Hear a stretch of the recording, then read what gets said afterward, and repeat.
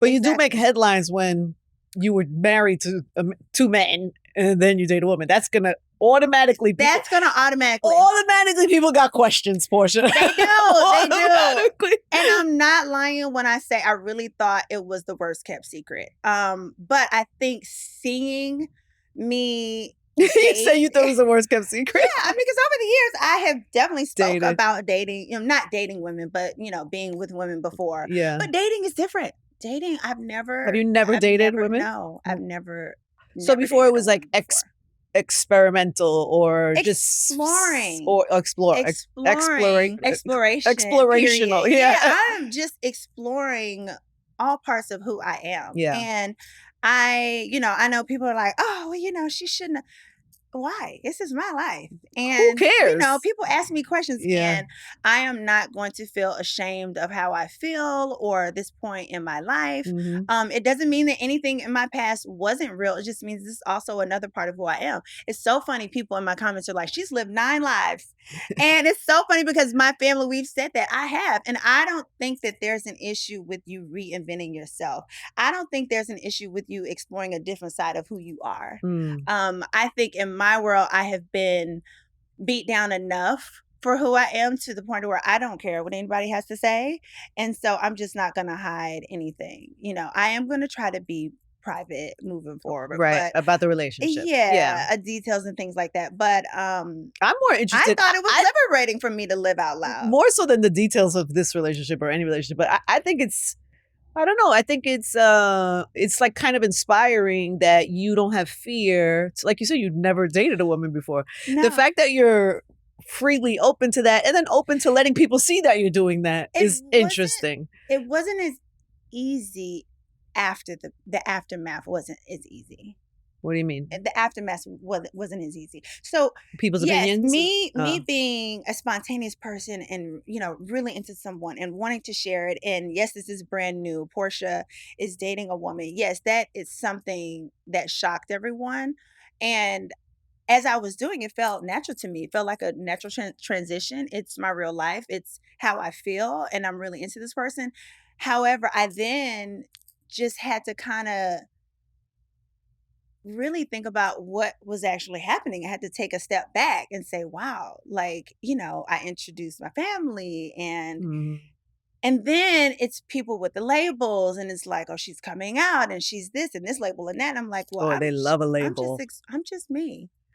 I am just showing and operating in another side of me. So I don't really have that need to want to label anything at all. I just I made a joke and I'm like, I'm just Porsha sexual. I am just I'm just Porsha sexual.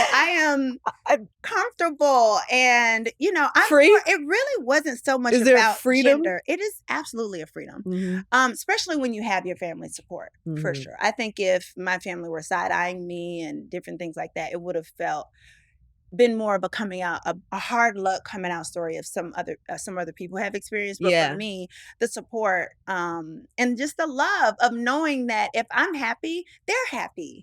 And I think that's how this transition has happened. It hasn't felt like some huge change it's going on. Natural to you. It's very natural. And to me, I'm more so attracted to the person. It really wasn't about her being a woman, although she is an absolutely gorgeous, beautiful woman. It really You're trying not to talk about her, but you can't even help it. Look at you. Look at you. I'm trying not to ask, but you know what I mean? But you can't even help it. I know.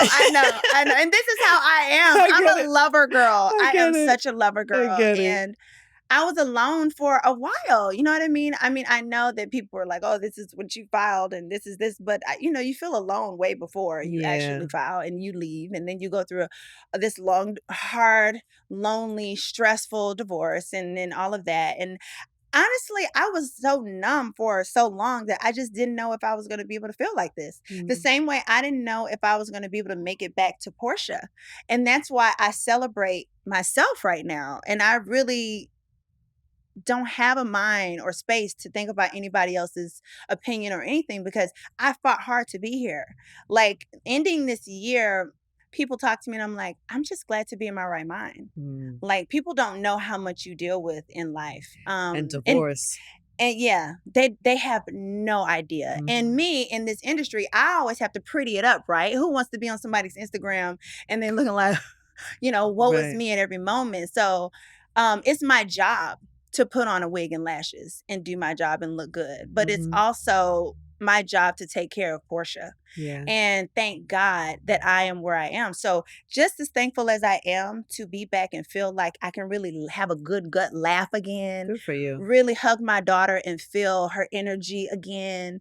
Really appreciate family again. It's the same way I'm happy that I actually have butterflies again. And I can feel, excited about someone again.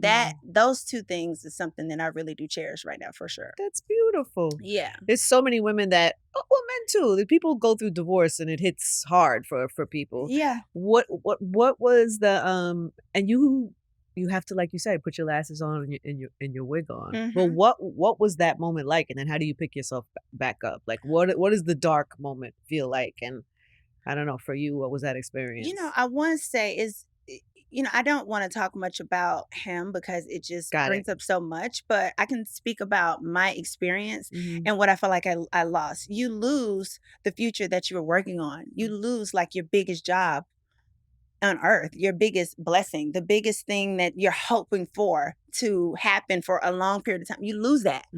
And when that happens, it rocks your world. I mean, I truly identify as a wife when I am married. I really do. And I'm locked in and I want to give my all. I mean, I'm a Cancer. I'm such a nurturer. Like I want to take care of everyone. And I especially want to take care of my family, and I don't want to be successful at that.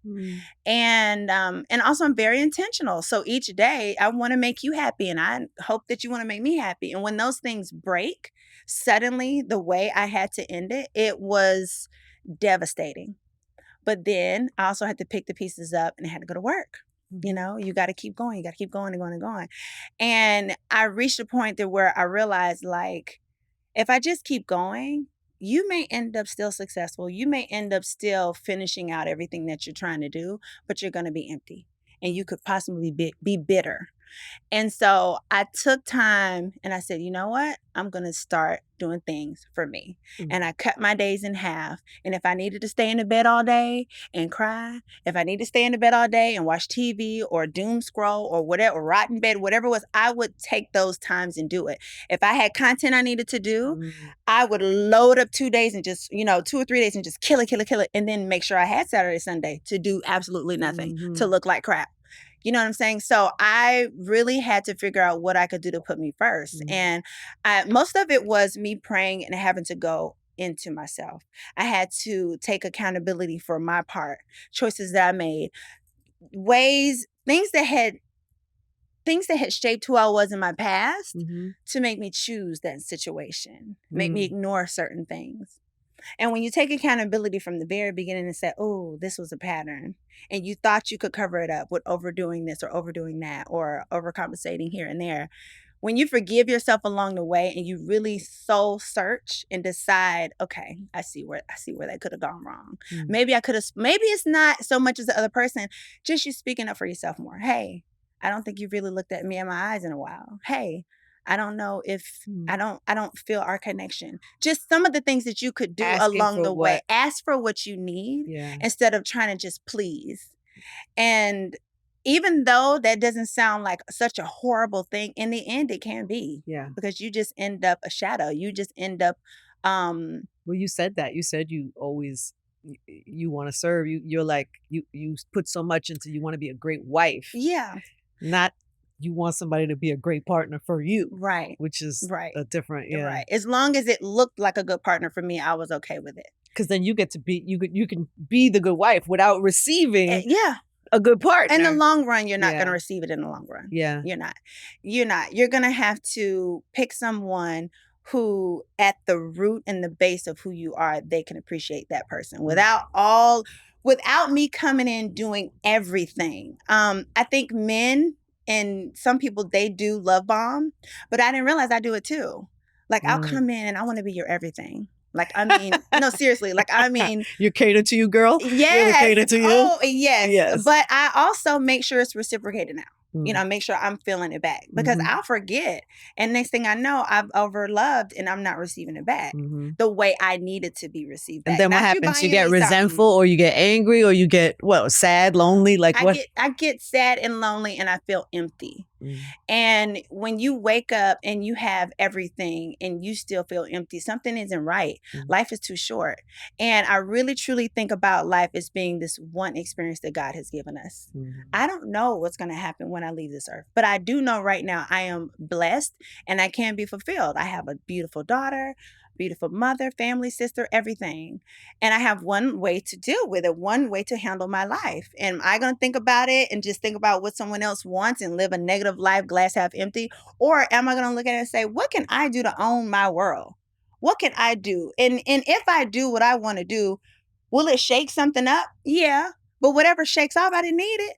Yeah. I didn't need it. It's okay. You know what I mean? I didn't know what was going to happen with me coming out. You know, I didn't know if people were going to accept it. I have definitely received a lot of negative as well. Yeah, for sure. I definitely have, but that's okay. It's not the first. Hey guys, thanks for watching. Make sure you subscribe, like, comment, and check out all of the other episodes we have on Angie Martinez IRL podcast.